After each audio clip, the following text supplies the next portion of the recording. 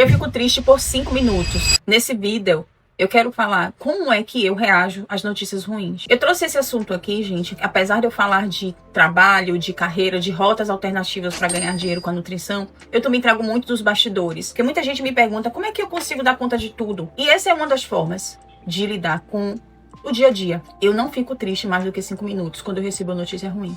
E nesse vídeo, eu quero contar os 5 passos que eu faço para poder me relacionar com as notícias ruins que chegam pra mim e como é que eu ajo com isso. Primeiro eu quero dizer que eu não diminuo a dor, eu não finjo ou menosprezo a notícia. O que eu quero dizer é que eu foco a minha energia apenas 5 minutos nela, tá? Primeira coisa, quando a notícia ruim chega pra mim, eu preciso saber o que eu posso controlar e o que eu não posso controlar.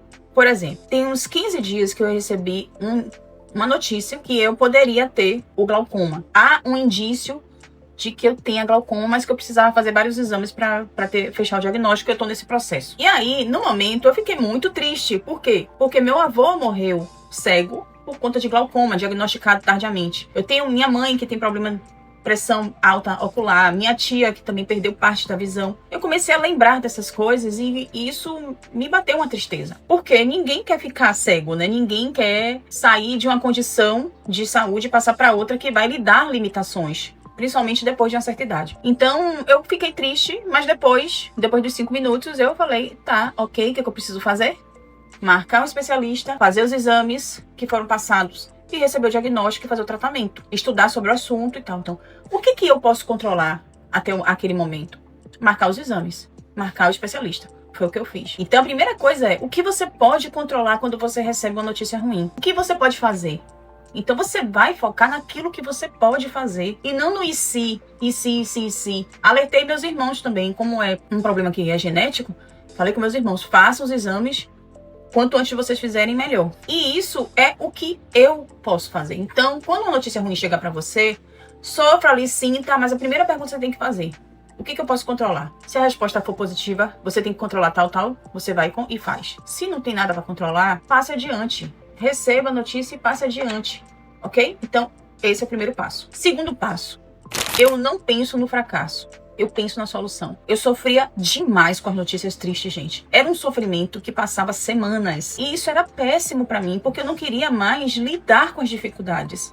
Eu não queria mais saber de mais nada, porque era tanto sofrimento que eu sentia, eu me colocava no lugar do outro. Isso era em tudo, era em filme, novela, história que eu ouvia, coisa que não tinha nada a ver comigo, era um sentimento, uma coisa que me paralisava. Então, eu tive que criar estratégias de como lidar com isso. Foi então que foi o segundo passo, eu não lido mais com fracasso, eu lido com a solução. Eu fiz um lançamento, deu errado, ninguém comprou, ok, fico triste ali, bora lá, eu tenho que ver o que eu preciso fazer. Meu primeiro lançamento que eu fiz, que eu não vendi nenhum, achando que eu ia ficar milionária, porque as pessoas vendem isso, né, isso há anos atrás, sei lá, uns 6, 7 anos atrás. Eu fiquei tão triste, eu fiquei 2 dias de cama, até que eu falei assim, que isso, que eu não vou ficar perdendo meu tempo aqui? Bora, eu tenho que reagir, o que eu tenho que fazer? Então, tem que pensar na solução. Aquilo ali tem solução, aquilo ali depende de você para ter solução, então haja, faça o seu plano e siga seu caminho.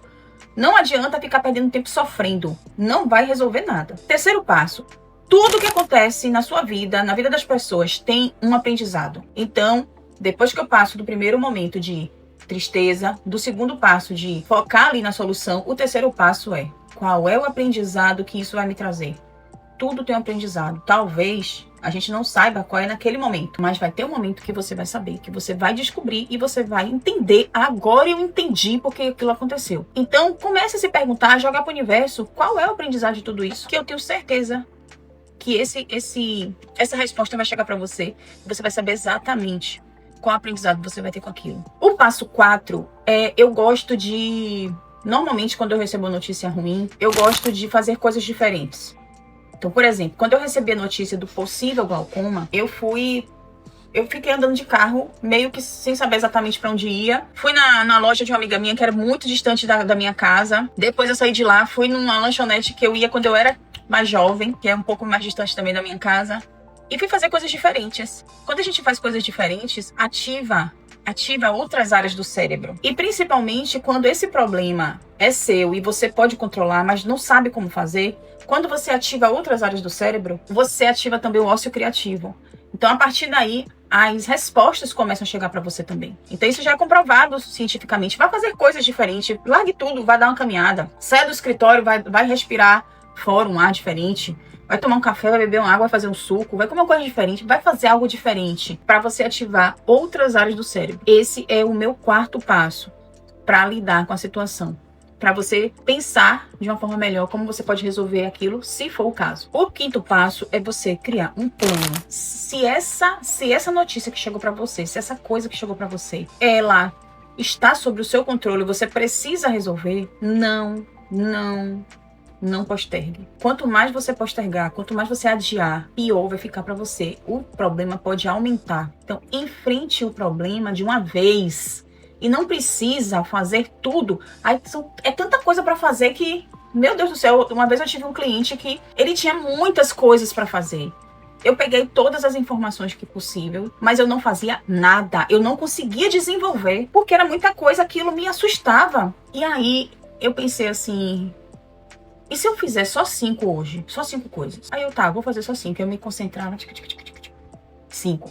Aí eu já tava concentrada, eu fazia mais 5. Aí já tava mais concentrada, eu fazia mais 5. Então, no dia eu fiz 15. Eram 100 fichas. Eu fiz 15 no dia. Deu certo.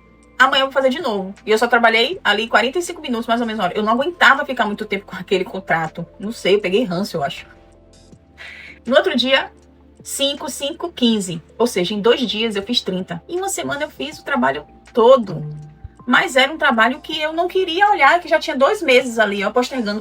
Então, crie um plano de ação para que você consiga seguir este caminho todos os dias. Crie esse plano. E não precisa fazer tudo todo dia. Como eu tô falando para vocês, eu só fazia 45 minutos. Acabou. No outro dia que eu pegava de novo.